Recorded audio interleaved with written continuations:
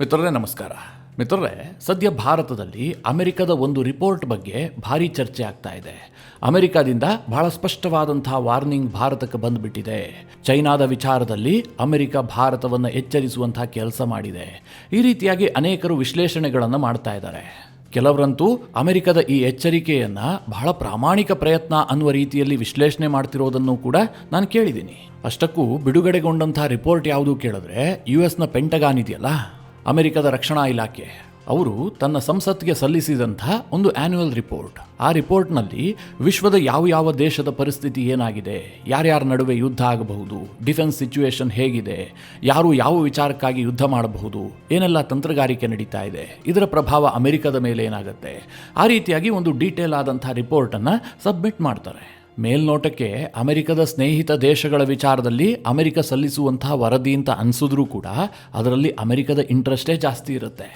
ಈ ಬಾರಿಯ ಅಮೆರಿಕದ ಈ ಪೆಂಟಗಾನ್ ರಿಪೋರ್ಟ್ನಲ್ಲಿ ಭಾರತಕ್ಕೆ ಚೀನಾ ವಿಚಾರದಲ್ಲಿ ಬಹಳ ಸ್ಪಷ್ಟ ಎಚ್ಚರಿಕೆಯನ್ನು ಕೊಟ್ಟಿದೆ. ಭಾರತ ಯಾವುದೇ ಕಾರಣಕ್ಕೂ ಕೂಡ ಮೈ ಮರೆಯಬಾರದು, ಚೈನಾವನ್ನು ನಂಬಬಾರದು, ಚೈನಾದವರು ಒಳಗೊಳಗೆ ಯುದ್ಧಕ್ಕೆ ತಯಾರಿ ಮಾಡ್ತಾ ಇದ್ದಾರೆ, ನಿಮ್ಮ ಅರುಣಾಚಲ ಪ್ರದೇಶವನ್ನು ಕಿತ್ತುಕೊಳ್ಳೋದಕ್ಕೆ ಅವರು ಸಿದ್ಧರಾಗಿ ನಿಂತಿದ್ದಾರೆ, ಹೀಗೆಲ್ಲ ಆ ರಿಪೋರ್ಟ್ನಲ್ಲಿ ಹೇಳಲಾಗಿದೆ. ಮಿತ್ರರೇ, ಇದರ ವಾಸ್ತವತೆ ಏನು? ಅಮೆರಿಕ ಯಾಕೆ ಭಾರತದ ಅರುಣಾಚಲ ಪ್ರದೇಶದ ಬಗ್ಗೆ ತಲೆ ಕೆಡಿಸ್ಕೊಳ್ತಾ ಇದೆ? ಚೀನಾ ನಿಜವಾಗ್ಲೂ ಯುದ್ಧಕ್ಕೆ ತಯಾರಿ ಮಾಡ್ತಾ ಇದೆಯಾ? ಯಾರು ಹೇಳ್ತಿರುವಂತಹದ್ದು ಸತ್ಯ? ಈ ಎಲ್ಲ ವಿಚಾರಗಳ ಕುರಿತಾಗಿ ಈ ವಿಡಿಯೋದಲ್ಲಿ ನಿಮಗೆ ಸ್ವಲ್ಪ ಡೀಟೇಲ್ ಮಾಹಿತಿಯನ್ನು ಕೊಡುವಂತಹ ಪ್ರಯತ್ನ ಮಾಡ್ತೀನಿ. ಬಹಳ ಇಂಪಾರ್ಟೆಂಟ್ ಆದಂತಹ ವಿಚಾರ ಇದು. ನೀವು ಈ ವಿಡಿಯೋನ ಕೊನೆವರೆಗೂ ಮಿಸ್ ಮಾಡದೆ ನೋಡಿ. ಅಮೆರಿಕದ ಪೆಂಟಗಾನ್ ರಿಪೋರ್ಟ್ನಲ್ಲಿ ಎಕ್ಸಾಕ್ಟಾಗಿ ಏನು ಹೇಳಲಾಗಿದೆ ಅಂತ ಮೊದಲಿಗೆ ನಿಮಗೆ ಹೇಳಿಬಿಡ್ತೀನಿ. ಆನಂತರ ಅದರ ಸಾಧಕ ಬಾಧಕ ಎಲ್ಲವುದನ್ನು ಕೂಡ ವಿವರಿಸುವಂತಹ ಪ್ರಯತ್ನ ಮಾಡ್ತೀನಿ. ಅಮೆರಿಕದ ರಿಪೋರ್ಟ್ ಹೇಳ್ತಾ ಇದೆ, ಚೈನಾ ಭಾರತದ ಅರುಣಾಚಲ ಪ್ರದೇಶದ ವಿಚಾರದಲ್ಲಿ ಡಬಲ್ ಗೇಮ್ ಮಾಡ್ತಾ ಇದೆ.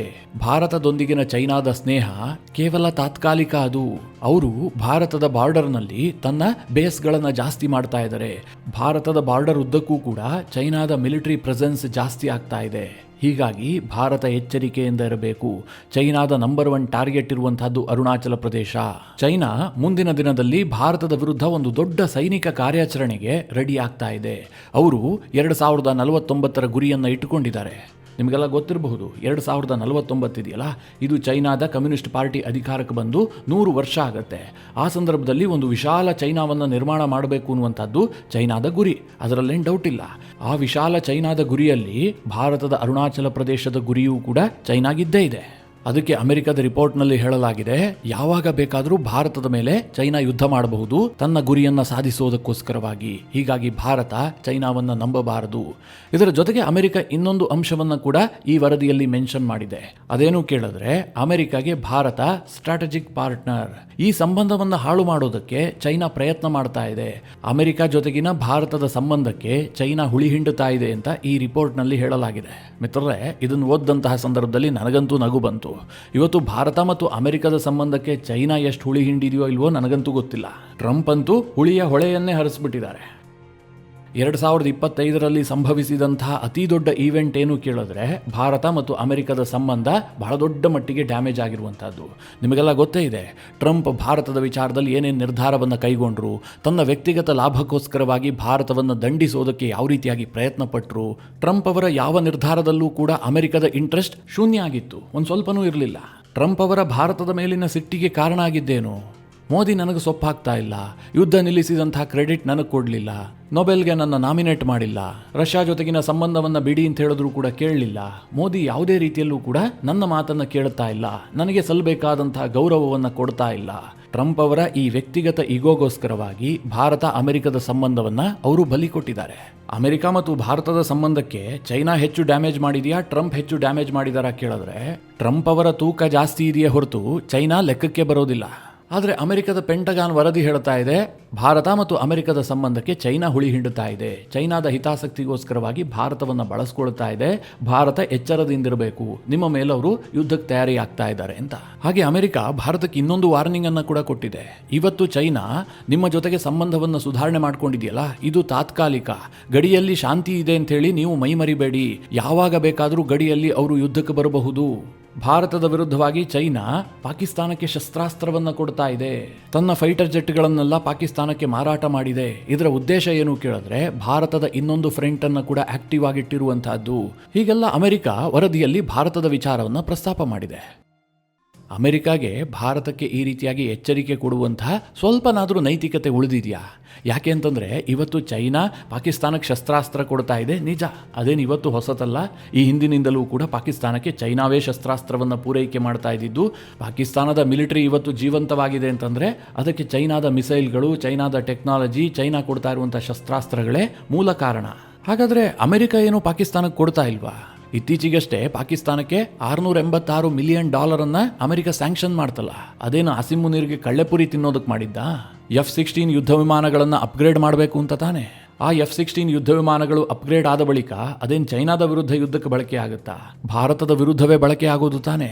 ಇದು ಅಮೆರಿಕಕ್ಕೆ ಗೊತ್ತಿಲ್ವಾ? ತುಂಬ ಚೆನ್ನಾಗಿ ಗೊತ್ತು. ಆದರೆ ಇದನ್ನೆಲ್ಲ ಅಮೆರಿಕ ಮೆನ್ಷನ್ ಮಾಡೋದಿಲ್ಲ. ಅರುಣಾಚಲ ಪ್ರದೇಶ ವಿಚಾರದಲ್ಲಿ ಭಾರತವನ್ನು ಬೆದರಿಸೋದಕ್ಕೋಸ್ಕರವಾಗಿ ಈ ಪೆಂಟಗಾನ್ ವರದಿಯನ್ನು ಅಮೆರಿಕ ಬಳಸ್ಕೊಂಡಿದೆ ಅಷ್ಟೇ.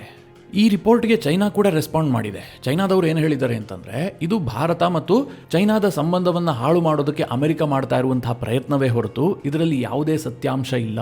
ಚೈನಾ ಯಾವತ್ತಿಗೂ ಕೂಡ ಭಾರತದೊಂದಿಗಿನ ಸಂಬಂಧವನ್ನು ಭವಿಷ್ಯದ ದೃಷ್ಟಿಯಿಂದ ನೋಡುತ್ತೆ. ಇದೇನು ತಾತ್ಕಾಲಿಕ ಅಲ್ಲ. ಕೇವಲ ಅಮೆರಿಕ ತಮ್ಮ ಸಂಬಂಧವನ್ನು ಹಾಳು ಮಾಡೋದಕ್ಕೋಸ್ಕರವಾಗಿ ಈ ರೀತಿಯ ವರದಿಯನ್ನು ಪ್ರಕಟಿಸಿದೆ ಅಂತ ಚೈನಾದ ವಿದೇಶಾಂಗ ಇಲಾಖೆ ಈ ಬಗ್ಗೆ ಪ್ರತಿಕ್ರಿಯೆಯನ್ನು ಕೊಟ್ಟಿದೆ. ಈಗ ಅಮೆರಿಕ ಭಾರತಕ್ಕೆ ಎಚ್ಚರಿಕೆ ಕೊಡ್ತಾ ಇದೆ, ಚೈನಾವನ್ನು ನಂಬಬೇಡಿ ಅಂತ. ಚೈನಾ ಹೇಳ್ತಾ ಇದೆ, ಭಾರತದೊಂದಿಗಿನ ನಮ್ಮ ಸಂಬಂಧ ಹಾಳು ಮಾಡೋದಕ್ಕೆ ಅಮೆರಿಕ ಈ ರೀತಿಯ ಸುಳ್ಳು ವರದಿಗಳನ್ನು ಪ್ರಕಟ ಮಾಡ್ತಾ ಇದೆ ಅಂತ. ಹಾಗಾದರೆ ಭಾರತ ಯಾರನ್ನ ನಂಬೋದು? ನನ್ನ ಕೇಳಿದ್ರೆ ಮಿತ್ರರೇ, ಇಬ್ಬರನ್ನೂ ನಂಬೋದಕ್ಕೆ ಸಾಧ್ಯ ಇಲ್ಲ. ಇಬ್ಬರೂ ಸಹ 3 ಕಾಸಿನ ನಂಬಿಕೆಗೆ ಯೋಗ್ಯವಾದವರೇ ಅಲ್ಲ. ಅಮೆರಿಕದ ಧೋಕಾದ ಬಗ್ಗೆ ನಾನೇನು ನಿಮಗೆ ವಿವರಣೆ ಕೊಡಬೇಕಾಗೇ ಇಲ್ಲ. ಭಾರತೀಯರು ಪ್ರತಿಯೊಬ್ಬರೂ ಕೂಡ ಅದ್ರ ಬಗ್ಗೆ ಗಂಟೆಗಟ್ಟಲೆ ಮಾತನಾಡ್ತಾರೆ. ಅಷ್ಟರ ಮಟ್ಟಿಗೆ ಅಮೆರಿಕ ಯಾವ ರೀತಿಯಾಗಿ ಭಾರತಕ್ಕೆ ಧೋಕಾ ಮಾಡಿದೆ ಅಂತ ಪ್ರತಿಯೊಬ್ಬರಿಗೂ ಗೊತ್ತು. ಇನ್ನು ಚೈನಾದ ಕತೆ ಏನು? ಗಲ್ವಾನ್ ಘರ್ಷಣೆ ಆದ ಬಳಿಕ ಭಾರತ ಮತ್ತು ಚೀನಾದ ಸಂಬಂಧ ಬಹಳಷ್ಟು ಹದಗೆಟ್ಟು ಹೋಗಿದೆ. ಭಾರತ ಯಾವುದೇ ಕಾರಣಕ್ಕೂ ಕೂಡ ಚೈನಾವನ್ನು ನಂಬುವಂತಹ ಸ್ಥಿತಿಯಲ್ಲೇ ಇಲ್ಲ. 1962ರ ಯುದ್ಧದ ಬಳಿಕ ನಿಧಾನವಾಗಿ ಭಾರತ ಮತ್ತು ಚೈನಾದ ಸಂಬಂಧಗಳು ಸುಧಾರಣೆ ಆಗಿತ್ತು. ಚೈನಾ ಏನೋ ಬೆದರಿಸಬಹುದು, ಗಡಿಯಲ್ಲಿ ಸ್ವಲ್ಪ ಕಿರಿಕ್ ಮಾಡಬಹುದು, ಅದನ್ನು ಬಿಟ್ಟರೆ ಭಾರತಕ್ಕೆ ಹಾರ್ಮ್ ಮಾಡುವಂತಹ ಯಾವುದೇ ನಿರ್ಧಾರವನ್ನು ಕೈಗೊಳ್ಳೋದಿಲ್ಲ ಅಂತ ಭಾರತ ಸರ್ಕಾರ ನಂಬಿಕೊಂಡಿತ್ತು. ಇದೇ ಹಿನ್ನೆಲೆಯಲ್ಲಿ ಭಾರತ ಗಡಿಯಲ್ಲಿನ ಮೂಲಭೂತ ಸೌಕರ್ಯವನ್ನು ಅಭಿವೃದ್ಧಿಯನ್ನ ಮಾಡೋದಕ್ಕೆ ಹೋಗಿರಲಿಲ್ಲ. ಆದರೆ 2014ರ ಬಳಿಕ ಭಾರತದಲ್ಲಿ ಸರ್ಕಾರ ಬದಲಾಯಿತಲ್ಲ, ಆಗ ತಂತ್ರಗಾರಿಕೆಯೂ ಕೂಡ ಬದಲಾಯಿತು.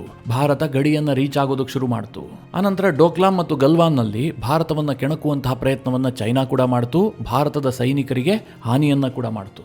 ಹೀಗೆ ಚೈನಾದ ಟ್ರ್ಯಾಕ್ ರೆಕಾರ್ಡ್ ಏನು ತುಂಬ ಚೆನ್ನಾಗಿದೆ ಅಂತ ನಾನಂತೂ ಹೇಳೋದಿಲ್ಲ. ಹೀಗಾಗಿ ಅಮೆರಿಕ ಮತ್ತು ಚೈನಾವನ್ನು ಒಂದು ತಕಡಿಗೆ ಹಾಕಿ ತೂಗಿದ್ರೆ ಇಬ್ಬರೂ ಧೋಕಾ ಮಾಡೋದರಲ್ಲಿ ಒಬ್ಬರನ್ನೊಬ್ಬರು ಬಿಟ್ಟುಕೊಡೋದಿಲ್ಲ.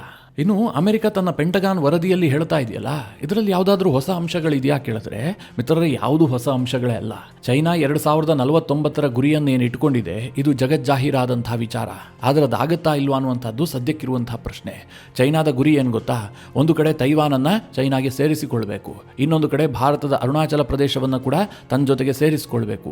ಹಾಗೆ ಜಪಾನ್ ಕೈಲಿರುವಂತಹ ಸೆಂಕಾಕು ಐಲ್ಯಾಂಡ್ ಅನ್ನು ಕೂಡ ವಶಕ್ಕೆ ಪಡಿಬೇಕು. ಸೌತ್ ಚೈನಾ ಸೀನಲ್ಲಿ ಕಂಪ್ಲೀಟ್ ಪ್ರಾಬಲ್ಯವನ್ನು ಸಾಧಿಸಬೇಕು. ಇಷ್ಟು ಮಾತ್ರ ಅಲ್ಲ, ಮಾವೋ ಝೆಡಾಂಗನ ಕಲ್ಪನೆಯಾದಂತಹ 5 ಫಿಂಗರ್ ಥಿಯರಿಯನ್ನು ಕೂಡ ಸಾಕಾರಗೊಳಿಸಬೇಕು. ಇಲ್ಲಿ 5 ಫಿಂಗರ್ ಥಿಯರಿ ಅಂತಂದ್ರೆ ಟಿಬೆಟ್ ಇದೆಯಲ್ಲ, ಅದಕ್ಕೆ ಲಡಾಖ್, ಭೂತಾನ್, ನೇಪಾಳ್, ಸಿಕ್ಕಿಂ, ಅರುಣಾಚಲ ಪ್ರದೇಶ ಈ ಭೂಭಾಗಗಳು 5 ಬೆರಳುಗಳಿದ್ದಂತೆ. ಹೀಗಾಗಿ ಈ ಎಲ್ಲಾ ಭೂಪ್ರದೇಶಗಳು ಕೂಡ ಚೈನಾದ ಪಾಲಾಗಬೇಕು ಅಂತೇಳಿ ಮಾವೋ ಝೆಡಾಂಗ್ ಕಲ್ಪನೆಯನ್ನ ಹೊಂದಿದ್ದ. ಇದೆಲ್ಲವುದನ್ನು ಸಹ 2049ರ ಒಳಗಾಗಿ ಸಾಕಾರಗೊಳಿಸಬೇಕು. 2049ರಲ್ಲಿ ಚೈನಾದ ಕಮ್ಯುನಿಸ್ಟ್ ಪಕ್ಷ ಅಧಿಕಾರಕ್ಕೆ ಬಂದು 100 ವರ್ಷ ಆಗತ್ತೆ. ಆ ಶತಮಾನೋತ್ಸವ ಸಮಾರಂಭದಲ್ಲಿ ಚೈನಾ ಒಂದು ವಿಶಾಲ ಚೈನಾ ಆಗಿರಬೇಕು ಅನ್ನುವಂಥದ್ದು ಚೈನಾ ಸರ್ಕಾರದ ಕಲ್ಪನೆ. ಹಾಗಾದರೆ ಸಾಧ್ಯ ಆಗುತ್ತಾ? ಅಮೆರಿಕ ಹೆದರಿಸದಂತೆ ಆಗಿಬಿಡುತ್ತಾ ಕೇಳಿದ್ರೆ, ಚೈನಾ ಈ ಪ್ರಯತ್ನಕ್ಕೆ ಕೈ ಹಾಕೋದಿಲ್ಲ ಅಂತ ಯಾರೂ ಕೂಡ ಹೇಳೋದಕ್ಕೆ ಸಾಧ್ಯ ಇಲ್ಲ.